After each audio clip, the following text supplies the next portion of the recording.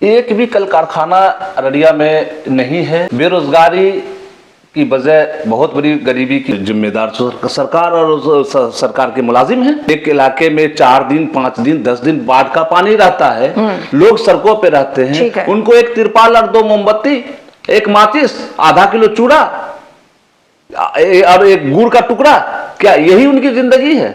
हम लोगों ने कैंप लगाया था, 2000 लोगों को हमने 2 महीने हम लोगों ने, मैं ओवैस यासीन थे उसमें और तमाम हमारे यहाँ के लोग थे। 2 महीने तक हम लोगों ने 2000 लोगों को अपने पैसे से चंदा करके, भूख मांग के, जैसे हुआ आर्थिक सहायता लेकर के हम लोगों ने 2 महीना लोगों को खिलाया। जो डूबते हैं, जिनका घर बर्बाद होता है, जिनके बच्चे मरते हैं, जिनके मवेशियां मरती है, जिनका घर वीरान हो जाता है, जो सड़क पर जिंदगी गुजारते हैं, उनसे जाके पूछिए कि आपके इलाके में कौन सा काम हुआ। जाके पूछिए कि न्यूज़ अब सीमांचल पहुंच चुका है। सीमांचल में हर एक घर तक मैं पहुंचने की कोशिश करूंगी और सीमांचल में जो मुद्दे हैं, जो समस्याएं हैं, चाहे वो सैलाब को लेकर हो या कि ये भी कह सकते हैं अवसरवादी सैलाब कह सकते हैं, क्योंकि इसका इस्तेमाल, इसके बजट का इस्तेमाल कहीं ना कहीं किसी के द्वारा किया जा रहा है, चाहे वो अधिकारी हो या जो भी हो। यहाँ पे शिक्षा, बेरोजगारी, अस्पताल, ये तमाम स्वास्थ्य विभाग, तमाम सिस्टम को लेकर मैं कई सवाल उठाऊंगी ताकि सीमांचल की जनता को सच का सामना करना पड़े और सच उसके सामने आए। और न्यूज़ हमेशा सच के साथ है और हमेशा न्यूज़ सवाल उठाता है और जीत पक्की होती है। तो इससे पहले मैं आपको मुखातिब करवाती हूं और आबिद साहब मौजूद है और आबिद साहब को लेकर भी कई ऐसे सवाल मैं पूछूंगी कि ताकि इनके पास जो जवाब है वो किस तरह से सीमांचल की जनता होने के नाते, यहाँ के दिग्गज नेता होने के नाते या कांग्रेस नेता होने के नाते किस तरह से जवाब देंगे, यह जवाब तलब के बाद ही पता चल पाएगा। लेकिन आबिद साहब का सबसे पहले हम न्यूज़ पर इस्तकबाल करते हैं। चलिए, बहुत बहुत शुक्रिया न्यूज़ जी। आबिद साहब, आप ये बताएं कि सीमांचल आखिर गरीब क्यों है? सबसे पहला सवाल ये होगा, हालांकि अभी सैलाब की मैं बात करूंगी आपसे। सीमांचल के गरीब होने की सबसे बड़ी वजह है जी, एक भी कल कारखाना अररिया में नहीं है। बिल्कुल। बेरोजगारी की वजह, बहुत बड़ी गरीबी की वजह भी बहुत है। दूसरी वजह है कि यहाँ बाढ़ और अगलगी, 2 जो आपदाएं हैं अररिया को बिल्कुल खोखला और गरीब करके रख दिया है। नेहा जी, आपको मैं बताऊं कि अररिया एक ऐसा जिला है जहां हर बरसात के मौसम में कम से कम लाखों लोग बेघर होते हैं बाढ़ से। मैंने सैकड़ों की संख्या में लोग मरते हैं। मैंने हर प्रत्येक वर्ष आप आगलगी की जहां तक घटना है, आए वर्ष यहाँ जो आगलगी की जो घटनाएं होती है उसमें मवेशी जल मरते हैं, लोगों का फसल जल बर्बाद हो जाता है, लोगों का घर बर्बाद हो जाता है, घर उजड़ जाता है। और आप जानती हैं कि यह गरीब इलाका है और यहाँ एक घर बनाने में जितनी लोगों की जो पैसे लगते हैं, वो पैसे आएंगे कहां से? उनका तो घर जल चुका होता, उनका पैसा जल चुका होता, उनका एक अनाज जल चुका होता। चलिए, अहम बात आपने आबिद साहब ये रखी है कि कल कारखाने नहीं है, फैक्ट्री नहीं है, जिसकी वजह से बेरोजगारी है। बेरोजगारी की वजह से यहाँ से लोग पलायन करते हैं, देश के अलग अलग राज्यों में जाकर मजदूरी का काम करते हैं, जो कि सीमांचल के विधायक हो, नेता हो, मंत्री हो, जो भी हो, सबको शर्म आनी चाहिए, पहली बात। दूसरी बात यह है कि आखिर सैलाब हर एक साल आता है, इसके बावजूद इस पर कंट्रोल क्यों नहीं है? ये तो सैलाब, इस पर कंट्रोल नहीं होना निश्चित रूप से केंद्र सरकार और राज्य सरकार की बहुत बड़ी जिम्मेदारी है। ये उनको इस पर कंसंट्रेट करना चाहिए कि आखिर वो इस पर, या तो हम समझते हैं कि जिला से जो रिपोर्टें जाती है, निश्चित रूप से बाढ़ जो है आपदा में अवसर बन जाता है। निश्चित रूप से पदाधिकारियों के लिए बाढ़ आपदा में अवसर बनता है। अगर वो एक सटीक न्यूज इंफॉर्मेशन अगर केंद्र सरकार और राज्य सरकार को दे और बाढ़ से बचाव की जो है एक मापदंड तैयार करके दे, खाका तैयार करके दे, तो निश्चित रूप से जो अरबों खरबों का नुकसान होता है यहाँ, वो नहीं हो पाएगा। इंफॉर्मेशन कौन नहीं देता है? निश्चित रूप से ये काम तो जिला प्रशासन का है। किसी भी जिले में किसी तरह की घटनाएं दुर्घटनाएं होती है या बड़ी से बड़ी बाढ़ जैसी आपदा हो, आग लगी जैसी आपदा हो, तो ये इंफॉर्मेशन तो जिला पदाधिकारी महोदय को देना है, अपने राज्य सरकार को या केंद्र सरकार के जो मंत्री हैं या यहाँ सांसद हैं उनको ये देना है, ये प्रस्ताव देना भेजना चाहिए कि यहाँ इस समस्या से निजात के लिए कोई आप ठोस कदम उठाइए। जो नहीं कर पाते निश्चित रूप से इतने सालों से बाढ़ का आना, और आप यूं समझ लीजिए कि मैं 2017 की बाढ़ की बात मैं बता रहा हूं कि 2017 के बाढ़ में आपको यहां जो है करीब 2017 में जो है बाढ़ आया था उसमें 9 वर्षों का रिकॉर्ड तोड़ दिया। ठीक है, भारी संख्या में लोग मरते हैं जिसका लेखा जोखा सरकार के पास है या नहीं भी है। हाँ, जो हम लोग के पास है। ठीक है, 2.5 लाख लोग बेघर हो गए और सरकार मात्र 6,000 रुपया देती है। 6,000 रुपये मुआवजा देती है। ठीक है, वो भी 2017 में। 2017 के बाद में केंद्र की मोदी सरकार ने 500 करोड़ रुपए की घोषणा की सहायता प्रधानमंत्री राहत कोष से घोषणा की थी।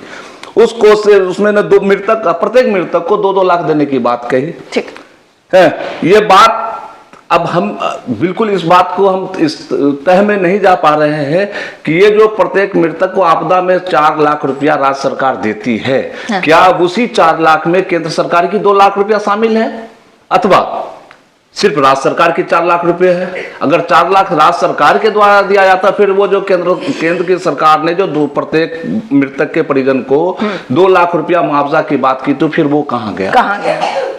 ये तो जांच का विषय है। बिल्कुल। तो इस तरह बाकी ये तो जवाब केंद्र सरकार देगी। लेकिन जो मुआवजे का ऐलान किया जाता है, क्या सभी को मुआवजा दे दिया जाता है या सिर्फ देखने के लिए और सुनने के लिए? मुआवजा क्या है? एक मुआवजे के मामले में इतना मैं बता दूं कि प्रत्येक 5 बीघा पर जो है ये मुआवजा आपको 2,000 रुपया मिलता है पर बीघा। अगर किसी का 10 बीघा जमीन भी अगर डूब गया तो उसको 5 बीघा का मिलेगा। अब बताइए कि वो तो जितना मेहनत करता है उसका भी मुआवजा उसको नहीं मिल पाता है, उसके बीज का, खाद का, सिंचाई का और जितनी भी और भी जो उसमें उनका जो एफर्ट लगा, उनकी जो ताकतें लगी है, उनका तो कर्ज होता नहीं, मिलता नहीं, उनका कीमत उनको मिलता नहीं है। सैलाब आने का जो ये कह सकते हैं, रिश्ता कह सकते हैं, शोक नदी के नाम से मैंने अभी देखा है। कोसी नदी है, बूढ़ी गंडक है, गंडक नदी है, कई नदियां ऐसी हैं। एक एक कर मैं सवाल आपसे पूछती चली जाऊंगी कि सबसे पहले आप रीजन बताएं कि आखिर क्या वजह है, सैलाब क्यों आता है? वजह बहुत बड़ी वजह है जी, बताएं। क्योंकि अब यहाँ तो सैलाब आने का मुख्य वजह तो नेपाल से छोड़ा गया पानी है, जिस पर केंद्र सरकार को ध्यान केंद्रित करना चाहिए था, नंबर 1। नंबर 2, यहाँ की तमाम नदियां, जितनी भी नदियां हैं उसमें गाद या बालू, यूं चूंकि ये पहाड़ से निकलता है, पहाड़ के साथ जो निकलता है पानी, उसके साथ तो बालू, गिट्टी, पत्थर वो सब कुछ आता है और नदी में वो बैठता जाता है और पानी का सतह ऊपर आता जाता है। अगर पानी का लेयर नीचे जाए और गाद को निकाल दिया जाए, उसके पत्थर मिट्टी जो भी है उसकी गहराई को बढ़ा दिया जाए, तो हमको नहीं लगता है कि बाढ़ आएगा। आप देख लीजिए यहाँ पर नहर की बात, कोसी नहर की बात देख लीजिए, नहर की खुदाई अब तक नहीं हो पा रही है। नहर में पानी थोड़ा सा ज्यादा जाता है, उफान मार करके गांव के गांव डूब जाता है। अब देखिए सरकारी विद्यालय हो गया, वो सब स्कूल नदी में विलीन हो जाता है। आखिर इतना बड़ा सरकार का नुकसान हो रहा है, सरकार तो आप यूं समझिए कि जब इतना बड़ा नुकसान हो रहा है तो नुकसान के ऊपर जो ध्यान क्यों नहीं दिया रहा है, कितना बड़ा नुकसान हो उस पर हम एक बार एफर्ट लगावें ताकि इससे जो है और कोई आगे नुकसान ना हो। सरकार को, सरकार और सिस्टम हर चीज को लेकर ये कहता है कि नहीं, ये तो नेपाल से पानी छोड़ने की वजह से, डैम नहीं होने की वजह से, पानी की वजह से बहाव है, कटाव है, जो भी चीजें हैं। और हर एक साल सीमांचल के अंदर ही कम से कम 32 लाख लोग बेघर होते हैं, प्रभावित होते हैं, मरते भी हैं। मुआवजे का ऐलान जरूर किया जाता है, मुआवजा सरेआम सभी लोगों को नहीं मिल पाता है। जिम्मेदार सरकार और सिस्टम है, यहाँ के अधिकारी हैं, जिसकी जिम्मेदारी बनती है कि नदी को मतलब नदी जोड़ो अभियान भी चलाया गया है शायद, वो कितना कारगर है? महानंदा जी जी बेसिन परियोजना, जी। महानंदा बेसिन परियोजना की बात यहाँ के लोग जो है, हम लोग काफी दिनों से उठा रहे हैं, लेकिन इसका काम, इस पर कोई काम नहीं किया जा रहा। आज अगर महानंदा बेसिन परियोजना पर काम हो जाए तो हमको नहीं लगता है कि यह शहर में हर साल बाढ़ आएगा, कभी नहीं आएगा। क्या सरकार और सिस्टम के लिए आपदा में अवसर है? हर एक साल कम से कम 600 करोड़, जो कि जनसत्ता की रिपोर्ट सामने आई है, 600 करोड़ रुपए अगर एक अधिकारी को दिया जाए या सीमांचल वासियों को दिया जाए, प्रभावित इलाकों को ठीक करने के लिए दिया जाए, उस पैसे का इस्तेमाल क्यों नहीं हो पाता है? निश्चित रूप से उसके जिम्मेवार तो हम आम जनता तो है नहीं, बिल्कुल नहीं। इसके जिम्मेदार सरकार और सरकार के मुलाजिम हैं। बिल्कुल है। तो ये जवाब तो उन्हीं को देना पड़ेगा। लेकिन क्या सतही तौर पर कोई इस्तेमाल होता है उस पैसों का, या दिया जाता है कुछ लोगों को? नहीं, 2017 आप बताइए ना कि एक गांव में, एक इलाके में 4 दिन, 5 दिन, 10 दिन बाढ़ का पानी रहता है, लोग सड़कों पे रहते हैं, उनको एक तिरपाल और 2 मोमबत्ती, एक माचिस, आधा किलो चूड़ा और एक गुड़ का टुकड़ा, क्या यही उनकी जिंदगी है? यही इनकी जिंदगी है? यह सरकारी तौर पर दिया जाता है? सरकारी तौर पर दिया जाता है। आज अगर सामाजिक संगठन, आज मैं आपको बताऊं, अररिया की बात कर रहा हूं मैं, अररिया में अगर छाव फाउंडेशन, उसके अलावा बहुत सारे संगठन हैं, अगर वो सहायता ना करे तो लोग तो भूख से मर जाएंगे, तड़प के मर जाएंगे। आपने देखा होगा 2008 में कुसाहा बांध का जो मामला था, 2008 में कुसाहा बांध ने कितनी तबाही लाई, 5 दिन 6 दिन लोग तबाह होकर के, बर्बाद होकर, हम लोगों ने कैंप लगाया था। 2000 लोगों को हमने 2 महीने हम लोगों ने, मैं ओवैस यासीन थे उसमें, और तमाम हमारे यहाँ के लोग थे। 2 महीने तक हम लोगों ने 2000 लोगों को अपने पैसे से चंदा करके, भूख मांग करके, जैसे हुआ आर्थिक सहायता लेकर के हम लोगों ने 2 महीना लोगों को खिलाया, और इतना बेहतर खिलाया कि सरकार के लोग हमारे कैंप में जाते थे और वो वहां की तस्वीर लेकर के ये भेजते थे कि हम इस तरह का सुविधा हम प्रदान कर रहे हैं विक्टिम के साथ, विक्टिम को, सभी वंचित बाढ़ पीड़ित के साथ सहायता आप करते थे, और आपका जो क्रेडिट है वो सरकार लेती थी? बिल्कुल। ठीक है, बिल्कुल, निश्चित रूप से। तो यहाँ के एमपी विधायक कहाँ थे? सब तो कह रहे होंगे कि हम इसके जिम्मेवार है, खिचड़ी बांट रहे थे, कहीं ना कहीं खिचड़ी तो बांट रहे थे बना के। अच्छा। हर 5 दिन पे, 6 दिन पे एक दिन खिचड़ी खिलाते थे वो लोग। निश्चित रूप से जिंदा रखने के लिए, वोट की राजनीति के लिए आपको जिंदा रखना आदमी को जरूरी है, सांस की जरूरत है। जब तक सांस रहेगा वोट की कीमत आपको मिलेगी, वोट मिलेगा आपको। आप उस समय उसको भजा लीजिए, खिचड़ी के नाम पे, पैसे के नाम पे, सहायता के नाम पे भजा लीजिए, मिल जाएगा आपको वोट। जब वही सवाल फिर से पूछूं, जब ये सरकार और सिस्टम को पता है कि हर एक साल यहाँ पर सैलाब आता है, तो उसको कंट्रोल करने में विफल क्यों है? निश्चित रूप से हमने पहले भी कहा कि जो जरूरी चीज है, महानंदा बेसिन परियोजना का काम अविलंब आरंभ किया जाए। जितनी भी नदियां हैं, नदियां के पेट में जो गाद है, मिट्टी बालू भरा हुआ है, उसको हटाने का काम किया जाए।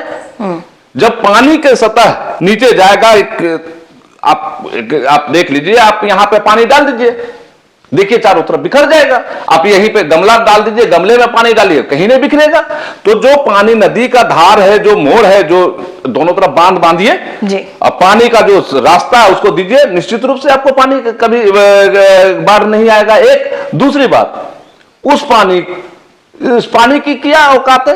3 महीने की, 4 महीने की। उसके बाद फिर आप जाके नदी देखिए, आप चलिए मेरे साथ, एक नदी, जो नदी यहाँ पे काल बन करके आता है, नदी में आज के डेट में आपको पानी नहीं मिलेगा। अभी पानी नहीं है? पानी नहीं है, चलिए हम आपको दिखाते हैं।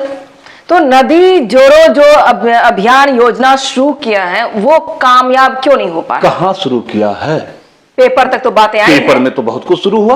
और जो खबर मुझे अब मिली है उसमें अपडेट खबर ये है कि जो जल संसाधन मंत्री संजय कुमार झा है, उन्होंने कहा कि अररिया, पूर्णिया, कटिहार, किशनगंज में 8 योजनाएं चल रही हैं। 15 मई तक, ये अप्रैल का महीना है, 15 मई तक ये कंप्लीट हो जाएगा। ये कौन सी योजना है जिसका नाम मुझे अब तक नहीं मिला?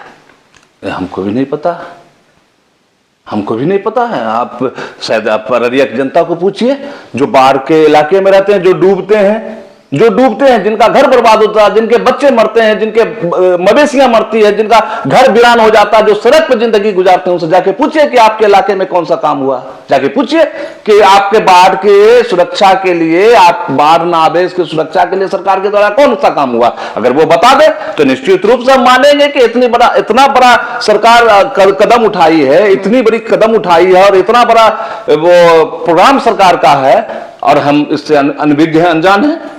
मैंने किशनगंज में फोन किया, अख्तरुल ईमान साहब को मैंने फोन किया, उनको बताया कि कौन सी योजना आपके किशनगंज में है, तो उन्होंने कहा कि कटाव को लेकर कुछ इधर उधर काम चल रहा है, योजना के नाम पर यहाँ कुछ नहीं हो रहा है। तो अररिया में जो 8 योजनाएं चल रही है सरकार द्वारा, कौन सी योजना है? कटाव भराव की सैलाब नहीं आएगा, ये दावे के साथ कहा जा रहा है 15 मई तक काम पूरा होगा। अब तक आप लोगों की नजर में कोई योजना ऐसी है? हाँ है, क्या बता दूं जी। नदी है, नदी में बांस जो है ना, बांस जी जी, बम्बू जो यहाँ हाँ। वो गाड़ा जाता है। ठीक है। मिट्टी का वो मिट्टी जो होता है, मिट्टी सीमेंट के बोरा पे ला करके उनको रख दिया जाता है, फोटो खिंचा लिया जाता है। ये योजना है? ये योजना है, फोटो खिंचाओ योजना।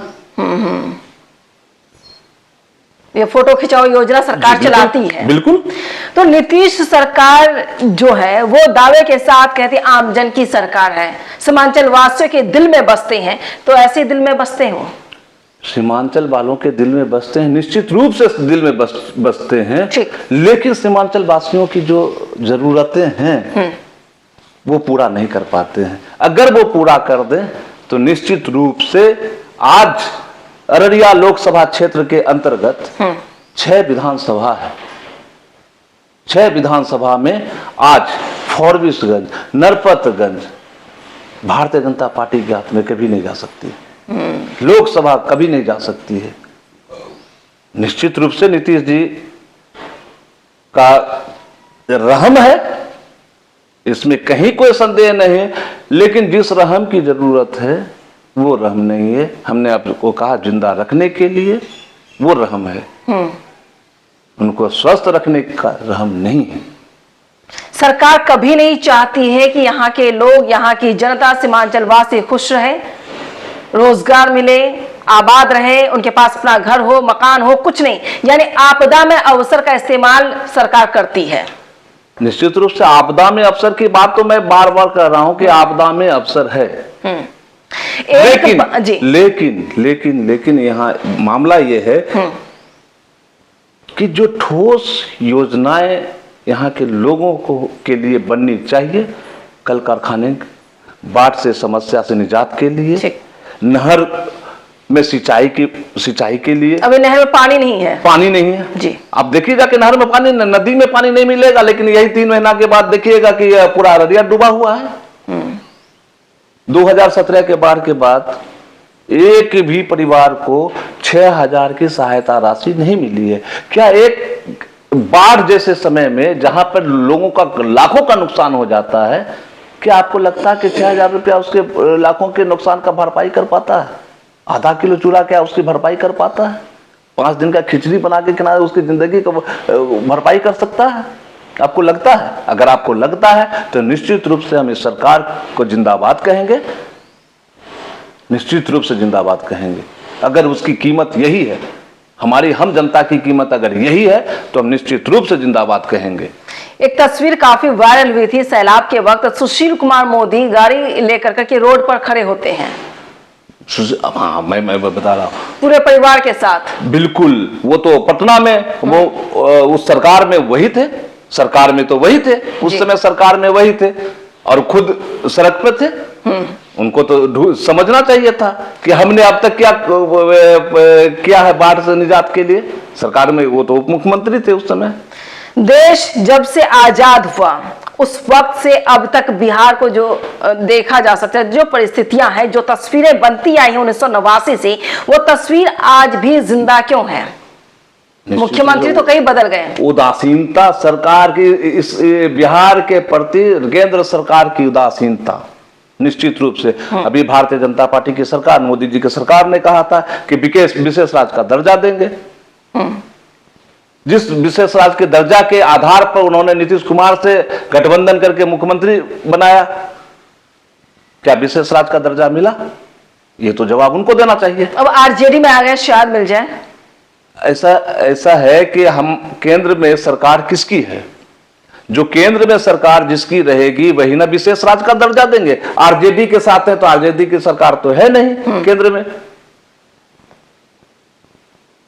तो निश्चित रूप से ये केंद्र सरकार तो एक तरह से सरकार, चाहे वो केंद्र सरकार हो, राज्य सरकार हो, ठगने का काम कर रही है। बिल्कुल बिल्कुल। अगर एक डेटा के तौर पे हम देखें तो कितनी नदियां ऐसी हैं जिसे नदी जोड़ो योजना में शामिल? देखिए, हम तो अररिया की बात कहेंगे नेहा जी कि अररिया में जो खास 3 नदियां हैं जी, वो 3 नदियां में आपको हो गया परमान नदी, बकरा नदी और सौरा नदी। ये तमाम ये नदियां जो जोड़ने के योग्य है। इसके अलावा अगर ये नदियां जुड़ गई जी, तो निश्चित रूप से यहाँ के जनता को, अररिया वासियों को जो है बाढ़ से निजात मिलेगा और बेहतर निजात में, और लोग डेवलपमेंट भी करेंगे।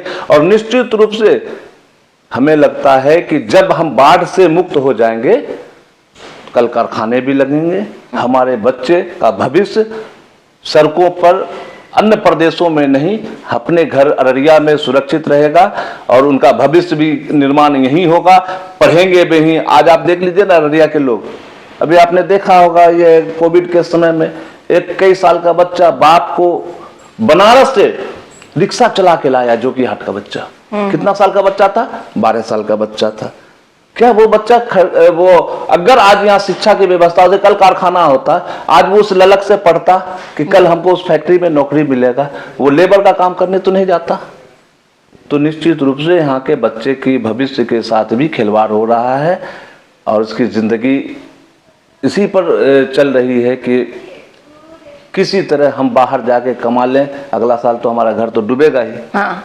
बाहर में तो सभी को पता होता है कि अब अगला साल तो मेरा घर डूबेगा है, तो जाके बाहर कुछ कमा के लाते हैं, घर डूबेगा, फिर आएंगे वहां से पैसा लेके बनाएंगे। क्या स्थायी तौर पर अगर नदी जोड़ो अभियान नहीं चलाया था, ये योजना उनसे नहीं हो सकती है कामयाब, तो क्या उन लोगों को जिन्हें सैलाब की वजह से घर टूटता है, परेशान होते हैं, बेघर होते हैं, रोड पर आते हैं, उन लोगों के लिए सरकार अलग से घर बना करके देगी? देखिए, सरकार के पास तो बहुत सारी योजना है। प्रधानमंत्री आवास योजना है, इंदिरा आवास योजना है। कितना % इम्प्लीमेंट होता है? पंचायत के लेवल पर आप जाइए तो 1,20,000 रुपया या 30,000 रुपया, 1.5 लाख रुपया मिलता है आवास के लिए। ठीक है। आपको लगता है कि एक पक्का मकान बनाने के लिए 1.5 लाख रुपया काफी है? नहीं। तो अब सरकार तो ये कहेगी कि हमने आवास दे दिया, हमने तो पक्का मकान दे दिया। नल जल योजना की बात करिए, जाके देखिए, वो हमारे आगे आने वाले दिनों में हमारे वो शोभा की वस्तु बनेगी। पुरातत्व विभाग में तमाम तस्वीरें वहां पर यह होगा कि बिहार में कभी भी नल जल योजना भी चल रही थी, जिससे कभी पानी नहीं आया अच्छे से। जब सैलाब आता है उस वक्त क्या गृह मंत्री आते हैं? राज्य गृह मंत्री कभी देखा? नेताओं का तो आना जाना लगा रहता है, लेकिन वो बोलते हैं नेताओं के आने से क्या फायदा, क्या नुकसान, क्या देते हैं? नुकसान होता है, फायदा कहाँ होता है? जो सामाजिक संगठन लोगों की मदद करना चाहते हैं उस पर भी सरकार का, हमको लगता है कि कई बार हम लोगों ने देखा था, कई बार जब हम लोग कैंप लगाए थे तो हमने देखा कि बोले नहीं आप लोग मत दीजिए, आप लोग मत कीजिए, सरकारी इसको मदद मिल रही है। क्या मदद मिल रही थी?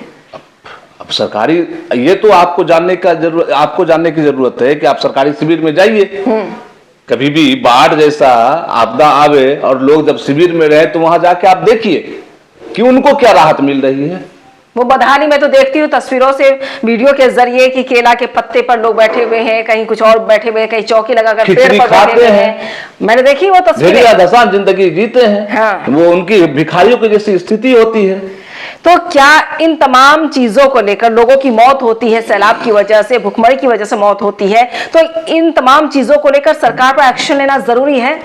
यहाँ के विधायक, यहाँ पर के एमपी पर एक्शन लेना जरूरी है या नहीं है? तो चूंकि मेरा कद न विधायक के बराबर है, न एमपी के बराबर है, लेकिन एक आम जनता के नाते तो हम इतना कहेंगे कि इन लोगों को इस मामले में अत्यधिक संवेदनशील होना चाहिए।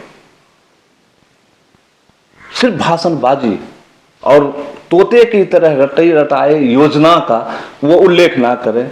धरातल पर जाकर उनको देखना होगा कि ये जिस योजना का हम उल्लेख कर रहे हैं कि हमारी सरकार ने ये योजना बनाई, इस तरह इतना करोड़ इतना अरब रुपया ये इसमें डाला, इसमें इस योजना में डाला, देखिए जाकर के वहां पर धरातल पर काम हुआ है। ये तो देखने की जरूरत आप लोगों की है। बिल्कुल। जो 8 योजनाओं की बात हो रही है, जैसे कि आपने कहा बांस गाड़ देना है, सीमेंट की बोरी में बालू भर देना है, रख देना, ये योजना कामयाब हो गई। जो बाढ़ से राहत का, तो इससे और बड़ा इस इलाके के में हम लोगों की नजर में इस इलाके में बाढ़ से सुरक्षा के लिए सबसे बड़ा आज तक का जो कहा जाता है सुरक्षा, जी, वही समझता आए हैं हम लोग अभी तक तो वही उसको अपनी बाढ़ से बचाव की सुरक्षा समझते आए हैं। क्या इस बार उम्मीद है जनता को, सीमांचल वासियों की, कि वो सैलाब से बच जाएंगे? जैसे 8 योजनाओं की बात हो रही है, मैं जमीन पर जाकर देखूंगा। नेहा जी हम आप अगर आप कहें तो जब अभी मात्र मई जून में जी तो बाढ़ आएगा ही, सभी को पता है, सबको पता है। ठीक है, उस समय हो सकता है कि हम लाइव करके के आपको दिखावें कि देखिए बाढ़ आया कि नहीं आया।